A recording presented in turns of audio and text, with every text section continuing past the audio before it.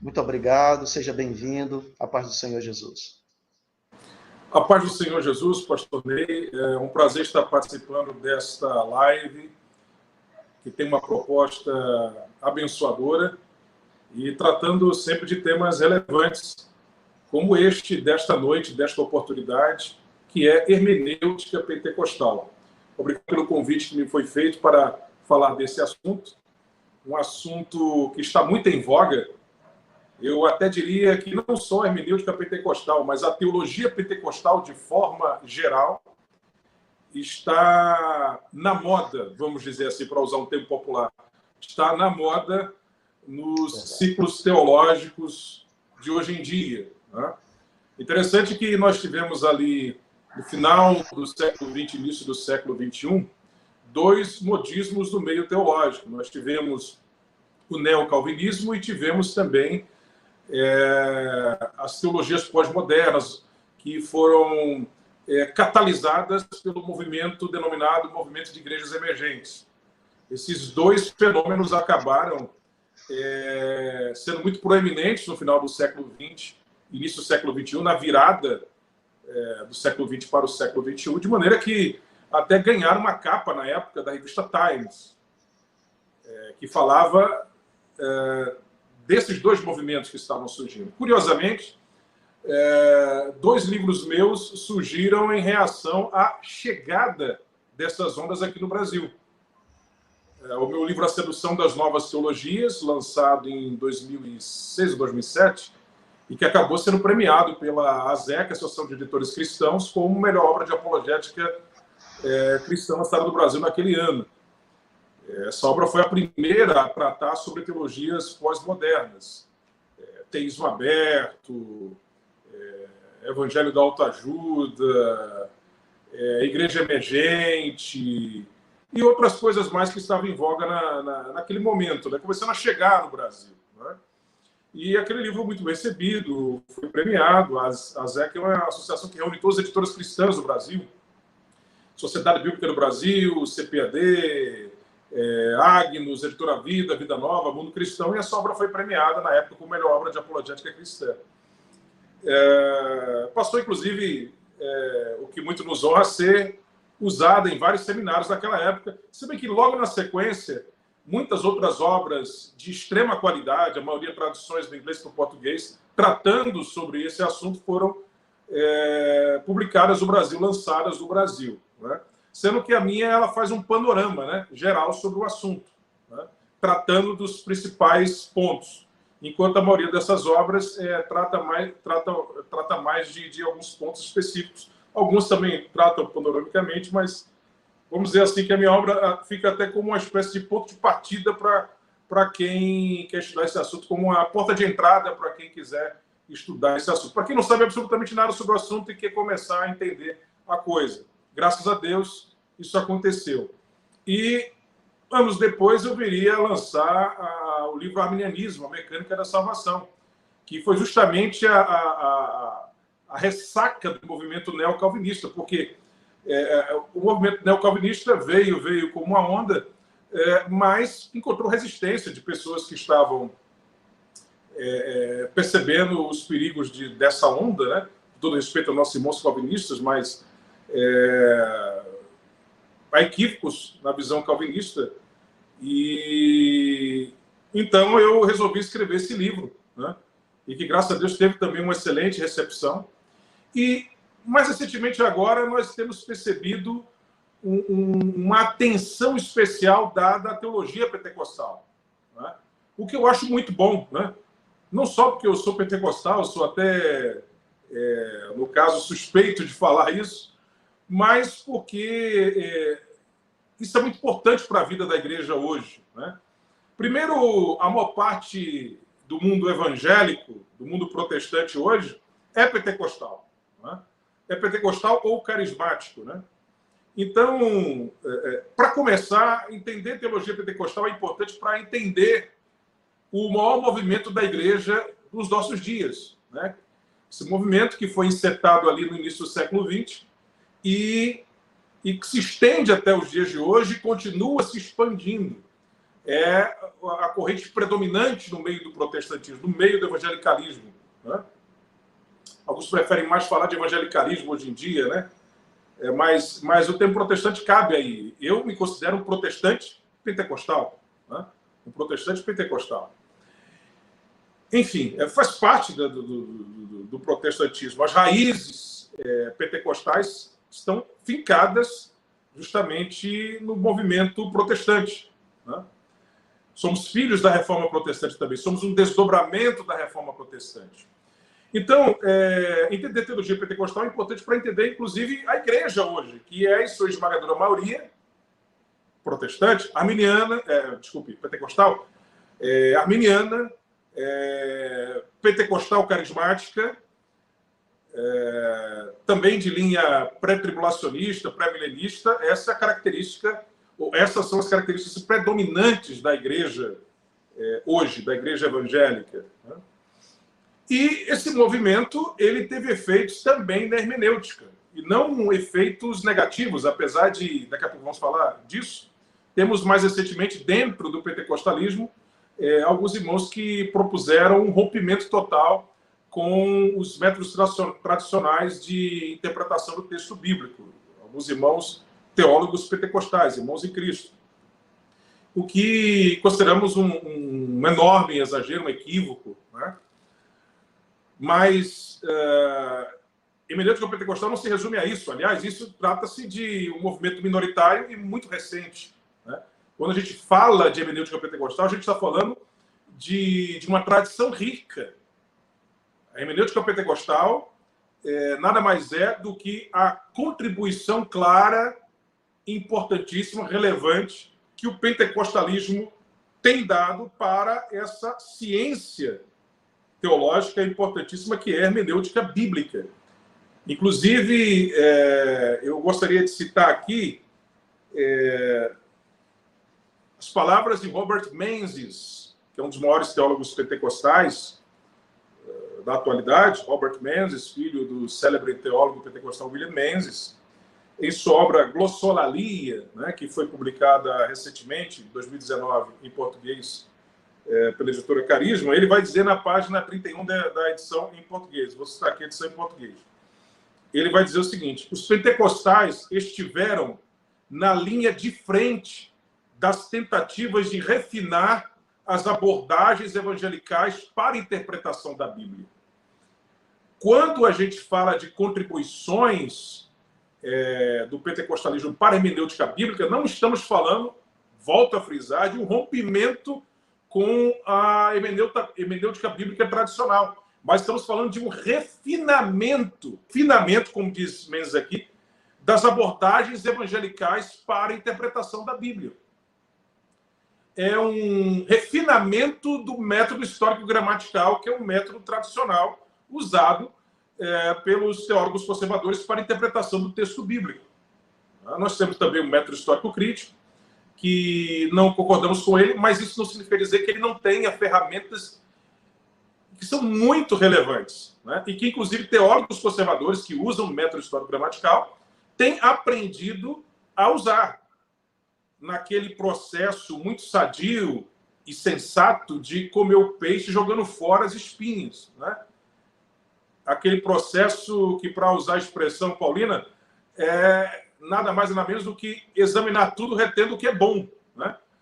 Então, a proposta geral do método histórico-crítico não é boa e tem muita coisa lá que é veneno. Porém, tem também ali ferramentas que são muito boas e que, se usadas com sabedoria, só refinam, aprimoram ainda mais o uso do método histórico-gramatical. O método histórico-crítico que nada mais é do que fruto da modernidade, fruto da onda racionalista que surgiu no século XVII, né, com René Descartes, né, e acabou culminando no movimento cientificista no século XVIII.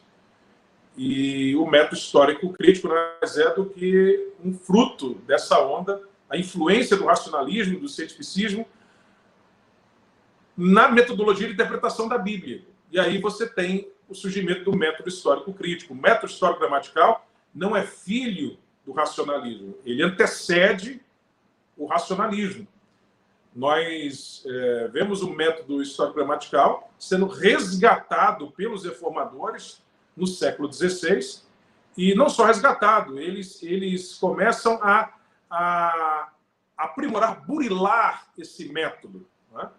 Que passa depois a receber esse nome. Naquela época ninguém chamava de método histórico gramatical, mas com o tempo ele foi ganhando esse nome à medida que ele foi sendo mais burilado. Mas ele era usado, por exemplo, na antiguidade, na chamada escola de Antioquia. Bem, mas não vamos entrar nesse detalhe agora. E o que nós vemos mais à frente é o movimento pentecostal, os teólogos pentecostais, contribuindo para esse refinamento, para esse aprimoramento. Que contribuições são essas? Uma delas, que eu listei recentemente, inclusive, numa postagem que fiz na minha página do Facebook, postagem datada do dia 9 de janeiro. Uma das primeiras contribuições que a gente poderia colocar é justamente a resposta a essa falácia de que os textos que são considerados descritivos, eles não serviriam para fazer teologia, ou não têm um valor didático. Nós sabemos que, dentro do protestantismo tradicional, houve uma certa resistência a você usar as narrativas para se fazer teologia a partir delas, né? Geralmente, eles usavam mais aqueles textos que eles consideravam prescritivos, ou seja, as epístolas, né? E como o protestantismo enfatizou muito a teologia paulina, logo, especialmente as epístolas de Paulo, eram uma referência para se fazer teologia. Então, os textos narrativos, eles eram vistos apenas como textos que contavam a história e que não deveriam ser vistos como muito relevantes para se fazer teologia a partir deles, né? Inclusive, você vai encontrar teólogos de peso dentro do protestantismo defendendo isso. Inclusive, um deles foi John Stott. John Stott, em um livro dele lançado em 1964, onde ele trata sobre a questão do batismo no Espírito Santo. O nome do livro é The Baptism and Fullness of the Holy Spirit, né? O batismo e a plenitude do Espírito Santo. Esse livro foi publicado em 1964. Ele defendeu esse posicionamento, que, inclusive, também seria defendido depois pelo Gordon Fee, que é um teólogo de origem pentecostal, origem assembleana. Ele era da Assembleia de Deus, foi ordenado, inclusive, ao ministério pela Assembleia de Deus norte-americana. E isso que o John Stott fala nessa obra foi repetido por vários teólogos, inclusive aqui no Brasil, você encontrava isso, e não era uma posição só dele, era uma posição adotada por teólogos, naquela época, teólogos tradicionais. E John Stott era uma grande referência, né? Indubitavelmente, uma grande referência teológica no meio reformado, no meio protestante tradicional, no protestantismo tradicional. Só para citar uma obra que me veio à mente aqui agora, nos anos 80, o pastor presbiteriano Caio Fábio de Araújo Filho, né? E nos anos 80 ele já tinha uma notoriedade como pregador que foi ampliada justamente nos anos 90, quando o seu programa de televisão passou a ser em nível nacional. Ele lançou nos anos 80, na época ele era pastor da igreja presbiteriana em Niterói, uma obra chamada O Espírito Santo, Deus que vive em nós, né? E nessa obra ele, como outros teólogos, defendia essa posição de que textos como os de Lucas e Atos são textos narrativos e eles não servem para fazer teologia, nós devemos ir para as epístolas, que são os textos prescritivos. E esses textos, como de Lucas e Atos, são textos descritivos. Né? E qual é a fonte que ele usa do seu raciocínio para defender esse posicionamento? Ele evoca quem? John Stott. Porque John Stott é uma das grandes referências do século XX na teologia protestante tradicional. Mas não era só ele que dizia isso, mas ele é um nome que se notabilizou por essa defesa, especialmente em uma obra tratando sobre a questão do batismo no Espírito Santo. Né?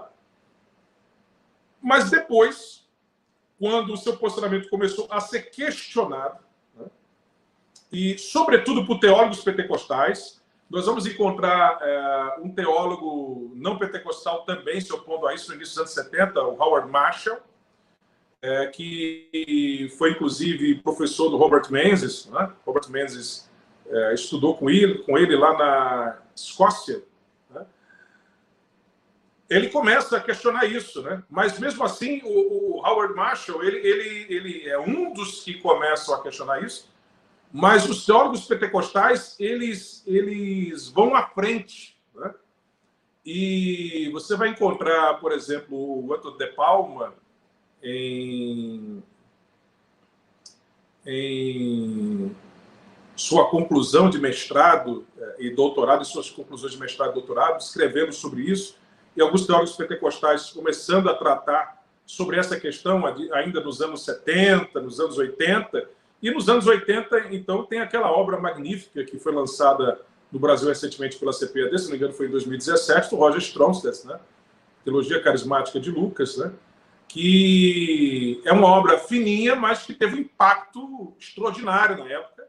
Né?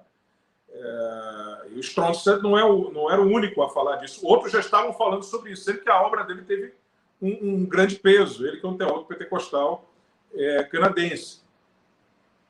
Roger Stromstad, né? A pronúncia certa, eu creio que seria Stromstad, em vez de Stromstad. Mas, enfim.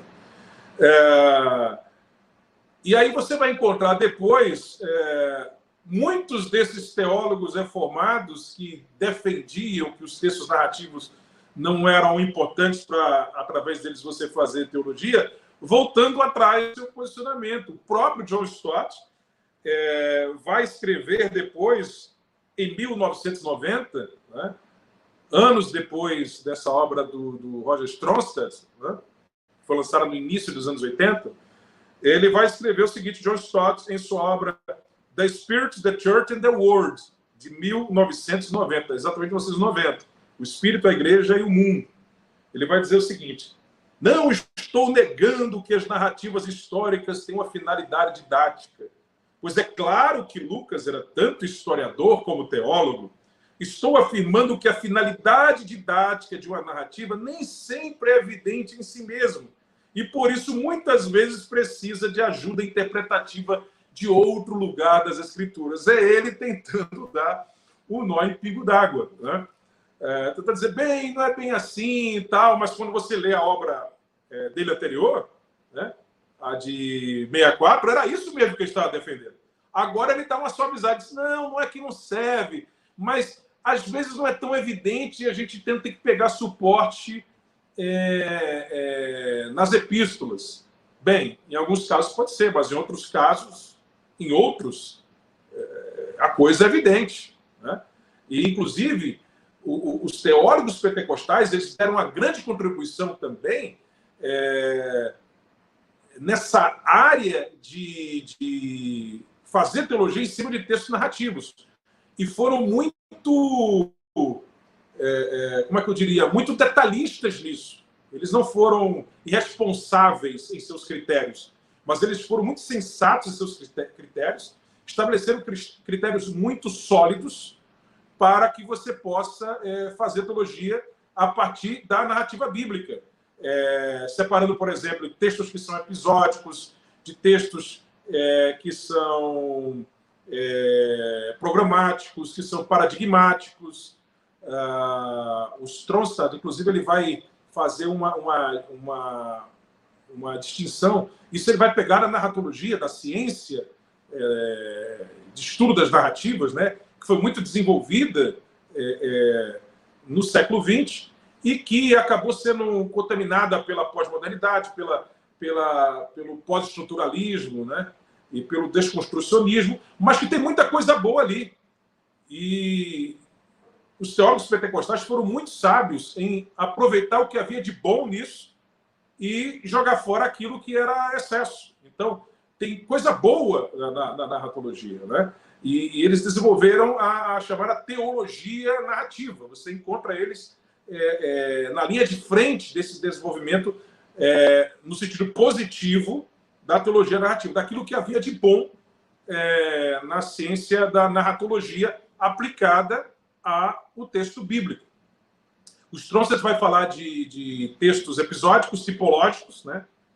Que é aquele texto que vem em retrospectiva a algum evento histórico análogo, né? E, além do episódico e do tipológico, você tem também o programático, que, diferentemente do tipológico, aponta para frente, e o paradigmático, né? Paradigmático, que é aquele que é apresentado como algo que deve ser levado em conta para a nossa vida, que tem um valor realmente prescritivo para a nossa vida, que tem um valor didático para a nossa vida, né? Então, eles fazem essa distinção para que você entenda que algumas passagens realmente não servem para questões didáticas, apenas algo informativo, mas você tem como identificar no texto bíblico aquilo que é apresentado pelo autor bíblico na sua narrativa como algo que tem valor didático. Inclusive, eles relembram, os teólogos pentecostais, que é estranho à própria Bíblia o não uso de narrativas para se fazer teologia, porque os escritores bíblicos fazem isso constantemente. Além do que, nós encontramos em Romanos, capítulo 15, em Timóteo, quando Paulo fala sobre o texto bíblico como inspirado, que tudo que está ali nas Escrituras foi escrito para o nosso ensino, para a nossa edificação, né? Para o nosso aprendizado. Quer dizer, tem um valor didático, sim. E você vai ver Paulo, por exemplo, quando vai ensinar sobre justificação pela fé, evocando o quê? A história, o exemplo, a experiência de Abraão. Ele vai para um texto narrativo, né? Então, os textos narrativos servem, sim. Outra contribuição importante é a valorização do método dedutivo, indutivo de interpretação do texto bíblico. Você sabe que existe, na própria história da ciência, um embate entre cientistas que preferiam o método dedutivo e outros que preferiam o método indutivo, né? Você vai ver, por exemplo, o pessoal da linha mais cartesiana, seguidores de Descartes, que preferiam o método dedutivo. Já você vê os seguidores de Francis Bacon, que preferiam mais o método indutivo. E, no final das contas, essas correntes que nasceram na modernidade, que nasceram justamente com o propósito de romper com o aristotelismo, que dizia que as duas coisas eram importantes, no final acabam murchando. E o que você tem hoje na ciência moderna é a compreensão de que, como dizia Aristóteles, tanto o método dedutivo quanto o método indutivo servem para fazer ciência e são importantes. E a ciência sadia é fruto justamente do uso equilibrado desses dois métodos. Você não pode sobrevalorizar um método, um desses métodos, em relação ao outro, mas você tem que usá-los concomitantemente. Cada um tem o seu momento e concomitantemente sendo usados no estudo, você vai chegar, então, a resultados que são mais honestos, mais precisos, enfim. Claro que a ciência humana tem as suas limitações, mas ciência, de forma sadia, se faz usando os dois métodos. Quer dizer, isso se vê até na ciência hoje em dia, né? A ciência contemporânea. E na Bíblia, você até se ignorar essa questão da ciência contemporânea, vai encontrar também esse entendimento, porque você vê que os escritores bíblicos, eles levavam em conta também as narrativas para, através delas, fazerem teologia, ou ensinarem verdades divinas. Inclusive, há doutrinas bíblicas que são forjadas justamente nesse método tão desprezado, né? Você tem, por exemplo, as doutrinas bíblicas importantíssimas da Trindade e da dupla natureza de Cristo, que são forjadas nesse método que é tão desprezado por alguns teólogos. Hoje em dia, graças a Deus, muitos teólogos tradicionais, eles já começam a ser mais condescendentes com essas verdades, né? Sendo que você encontra, na verdade, alguns que até se mostram condescendentes, mas que, na prática, continuam não levando muito a sério, entendeu? É mais para que não soe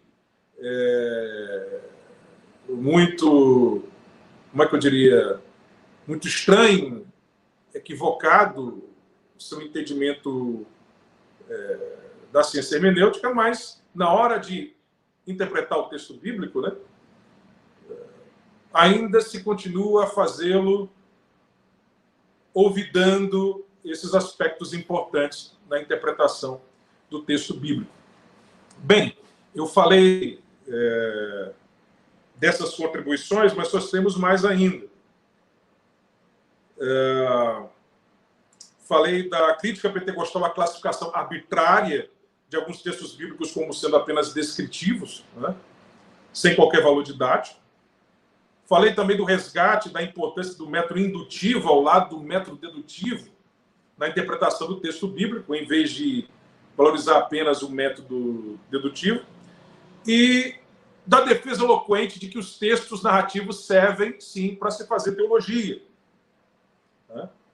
Mas dá também a criação de uma criteriosa metodologia de interpretação das narrativas. Falei disso aqui também, citando o exemplo do Stronsett, né? Não só naquela obra dele, Teologia Carismática de Lucas, mas numa outra obra dele, ele apresenta mais critérios interessantes para que você possa estudar bem as narrativas bíblicas, extraindo delas aquilo que elas têm a oferecer para o nosso entendimento das verdades divinas, né? O que mais poderíamos citar aqui também? O uso sábio de certos recursos de crítica redacional, né? De crítica redacional, inclusive no que diz respeito à compreensão de que os escritores bíblicos, os autores bíblicos, são também editores, eles trabalham como editores. Interessante que alguns autores tradicionais, eles até reconheciam isso em relação aos textos narrativos do Antigo Testamento, mas não aplicavam isso, esse mesmo entendimento, ao texto narrativo do Novo Testamento. Alguns teólogos conservadores. Inclusive, no meu livro, eu cito o David Sterling, quando ele fala desse princípio na interpretação dos textos narrativos do Antigo Testamento. E o que os teólogos pentecostais dizem é que aquilo que já é aplicado no Antigo Testamento deve também ser aplicado em relação aos textos narrativos do Novo Testamento. Ainda mais que Lucas, quando ele escreve as suas narrativas, ele escreve inspirado no estilo das narrativas veterotestamentárias. Nós sabemos que Lucas, ele é o único escritor não judeu da Bíblia, né?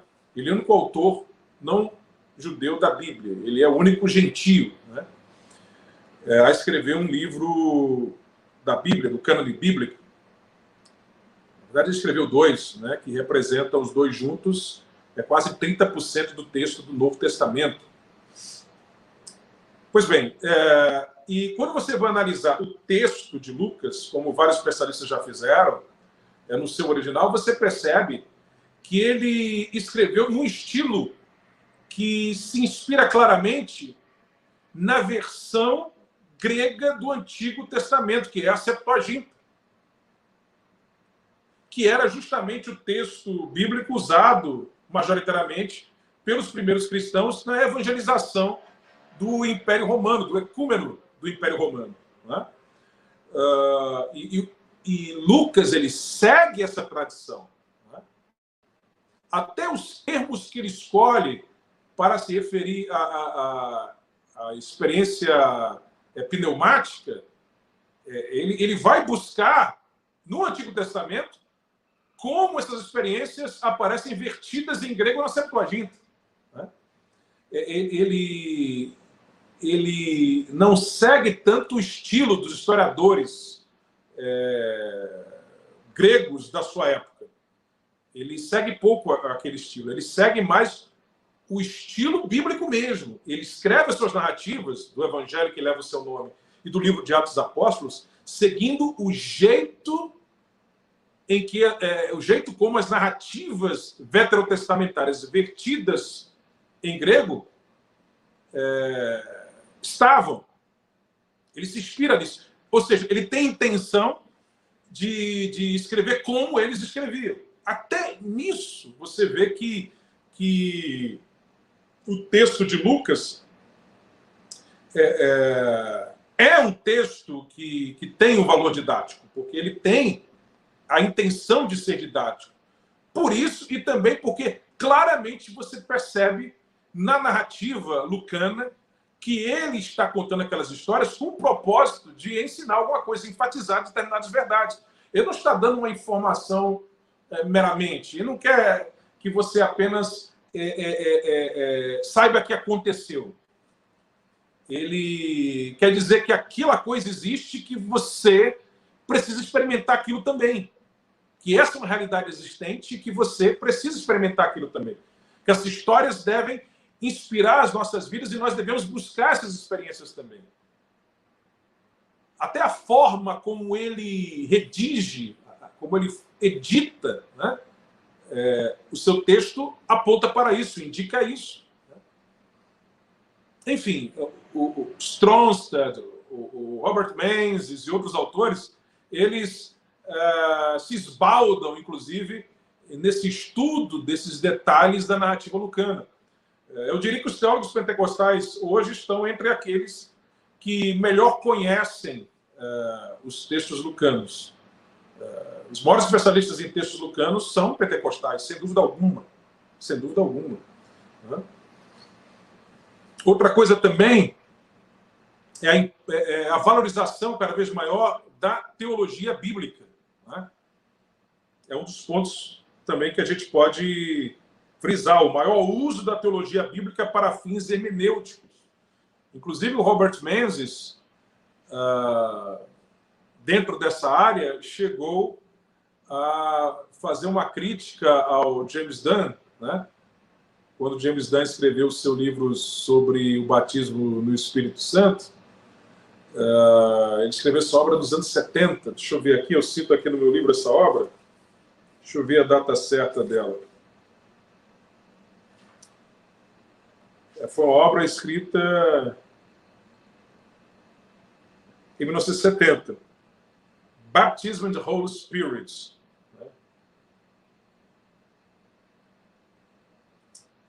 E aí, no seu livro Jesus and the Spirit, né, ele, depois de receber críticas do que ele havia dito, Jesus and the Spirit, ele escreveu em 75, 5 anos depois. Depois de receber críticas de teólogos pentecostais, porque ele mesmo não levou a sério alguma das coisas que ele estava propondo na interpretação do texto lucano, né?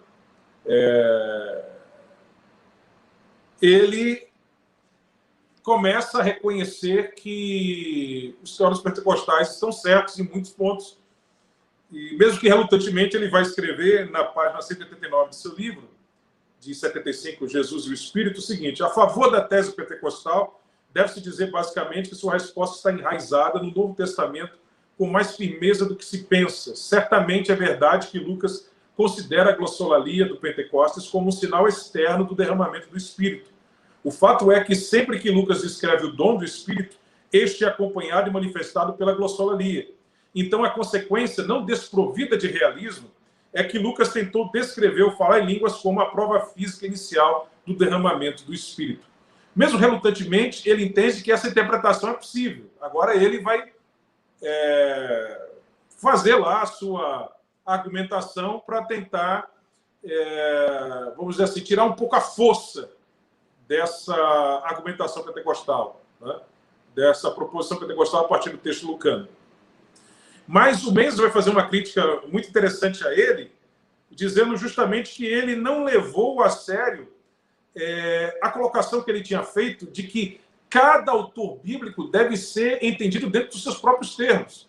Em vez de a gente tentar entender Lucas à luz de Paulo, ou João à luz de Paulo, nós devemos tentar entender João dentro de seus próprios termos, Lucas dentro de seus próprios termos, Paulo dentro de seus próprios termos. Né?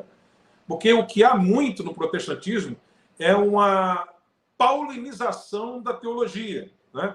É você tentar fazer com que João soe paulino, que Lucas, de qualquer forma, soe paulino.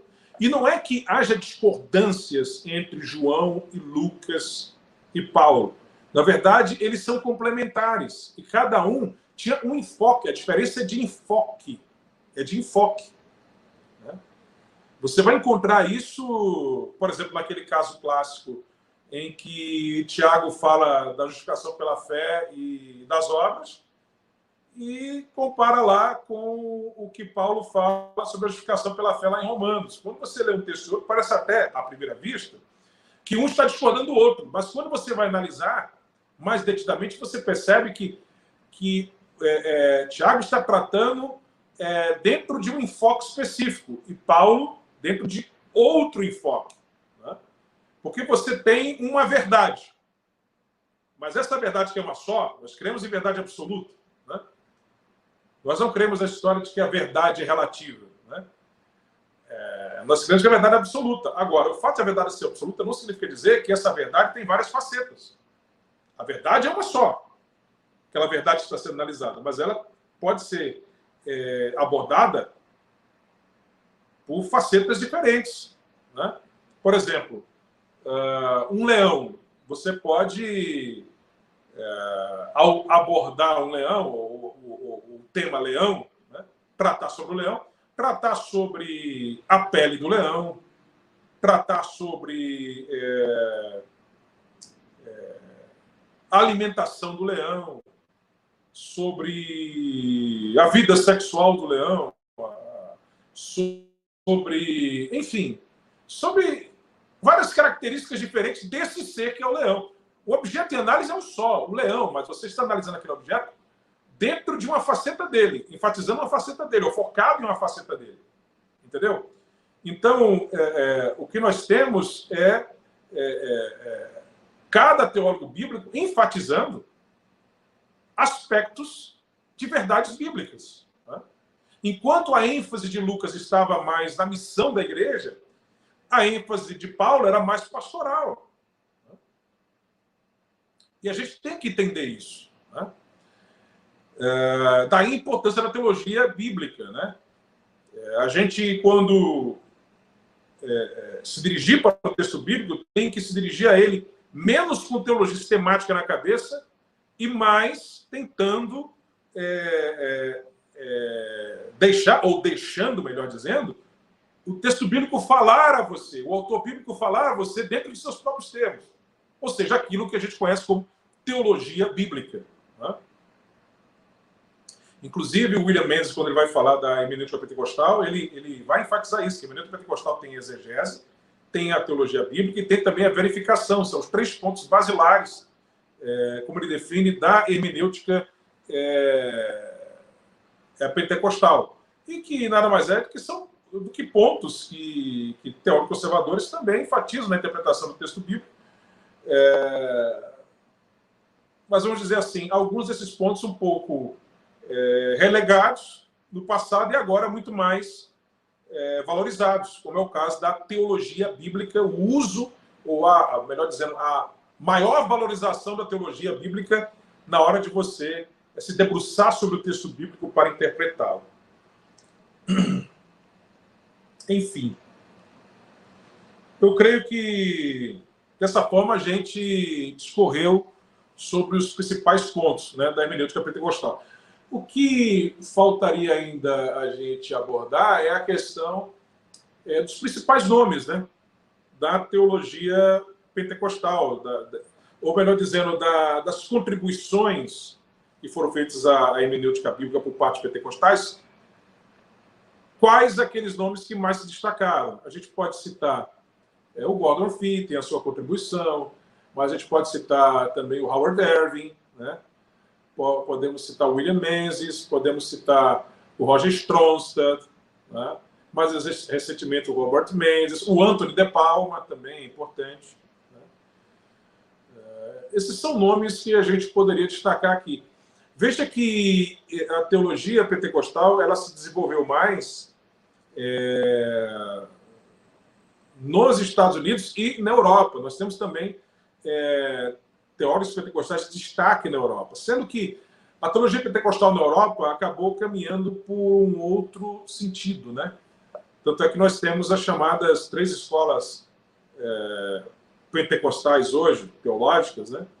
3 linhas teológicas dentro do pentecostalismo. Temos aquela que é predominante, né? Que é a mais tradicional, que é a linha evangélica, que é batizada de Escola de Springfield, né? Porque em Springfield está a principal instituição teológica das Assembleias de Deus norte-americanas, que são a principal denominação pentecostal clássica dos Estados Unidos e do mundo, na verdade. A Assembleia de Deus de forma geral, né, no mundo, né? Que é a linha com a qual eu me identifico, né? Nós temos grandes nomes dessa linha, temos Robert Menzies, William Menzies, Roger Stronstadt, Stanley Horton, Douglas Oz,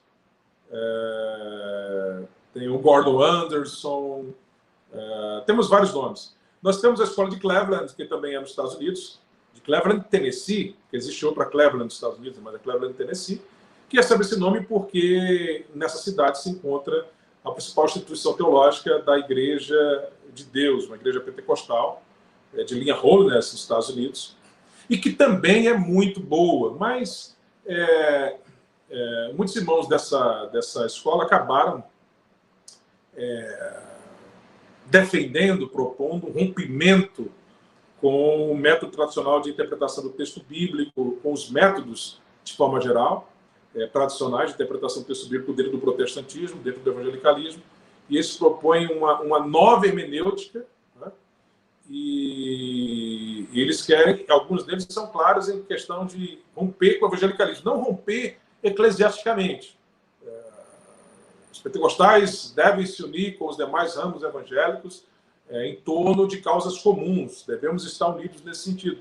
Mas, em termos teológicos, rompimento. Né? Rompimento. A começar do método de interpretação do texto bíblico. Né? E aí eles são muito contaminados pelos métodos pós-modernos, pela hermenêutica pós-moderna. Né? Quando você vai lê-los, você percebe que são bem intencionados, mas a proposta deles é perigosíssima, porque você deixa de ficar centrado no texto e no autor para ficar assentado ali na sua interpretação, no texto e no leitor. E isso é um problema. Que o Kenneth Archer, por exemplo, tenta remediar, falando da importância da comunidade, na interpretação do texto, tentando, vamos dizer, solidarizar essa interpretação para tentar, de certa forma, regulá-la para que ela ainda continue um tanto equilibrada, mas também não ajuda. Né? Enfim, e você tem a escola de Birmingham, que recebe esse nome por causa da Universidade de Birmingham, onde tem lá um centro lá de teólogos pentecostais, forte na Europa, e que, inclusive, irradia a teologia pentecostal para toda a Europa. Você tem teólogos pentecostais da Alemanha, de outros países da Europa, na França, tal, mas é impressionante como Birmingham acabou sendo uma influência para toda a Europa. Inclusive, a principal revista teológica do pentecostalismo na Europa é feito pelos irmãos lá de Birmingham. Então, a escola de Birmingham recebe esse nome porque está se referindo a essa instituição lá, europeia, e essa linha teológica pentecostal, que também é minoritária, é mais ecumênica, tenta fazer uma interação entre pentecostalismo e, inclusive, outras religiões. Né? Outras religiões. Enfim, tem insights interessantíssimos ali entre esses teólogos de Birmingham, mas eu não sou muito simpático também a essa corrente, porque viaja demais. Né? E também tem uma linha meio progressista em relação a alguns posicionamentos, vamos dizer assim, cristãos, né? Porque a gente fala muito de teologia liberal, mas esquece do cristianismo progressista. Né? O cristianismo progressista é uma nova manifestação do chamado liberalismo teológico. As pessoas dizem assim, não, eu não sou liberal teologicamente, eu creio que Jesus é Deus, que só a salvação de Jesus, que a Bíblia é a palavra de Deus. Sim, mas você pode ser um cristão progressista. Vamos usar um exemplo aí mais radical, né? Porque nesse caso específico, eu não estou me referindo a algumas coisas como um exemplo agora que eu vou dar, mas é só para que vocês percebam que a pessoa pode dizer que não é liberal teologicamente e ser biblicamente equivocado. Né?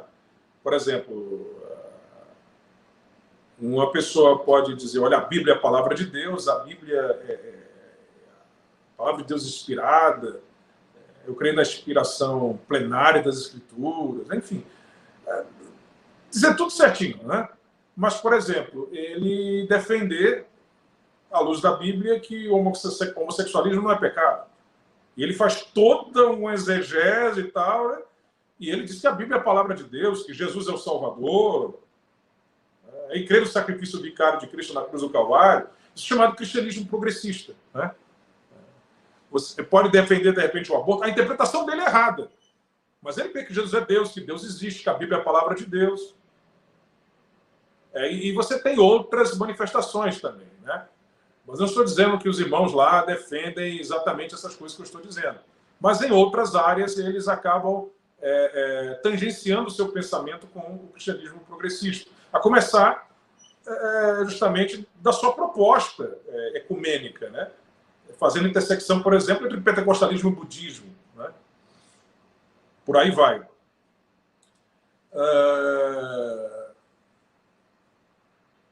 Então, são dois ramos minoritários, Escola de Cleveland e Escola de Birmingham, e o majoritário, que é aquela linha mais tradicional dentro do pentecostalismo, e que reforça a majoritária, é a linha evangélica, né? Eles chamam evangélicos com plus, né? Que é a escola de Springfield, como batizaram. Né? Você pode ser até alguém formado em Springfield e, de repente, ter um posicionamento teológico similar à chamada escola de Birmingham, como é o caso de Amos Young. Né? Você pode ser um teólogo que se formou lá na escola de Cleveland, escola teológica lá em Cleveland, mas tem um posicionamento mais alinhado aos irmãos lá de Springfield. Né? Apenas são nomes que foram dados para batizar essas correntes, porque esses centros teológicos têm sido a fonte dessas principais correntes, respectivamente. Ok? Então, essa é a razão dessa nomenclatura que foi dada a essas três correntes: Escola de Springfield, Escola de Cleveland e Escola de Birmingham. Bem, queridos, eu já falei já uns 50 minutos, né? A proposta era que eu falasse mais ou menos esse tempo, 1 hora, né? Já falamos bastante.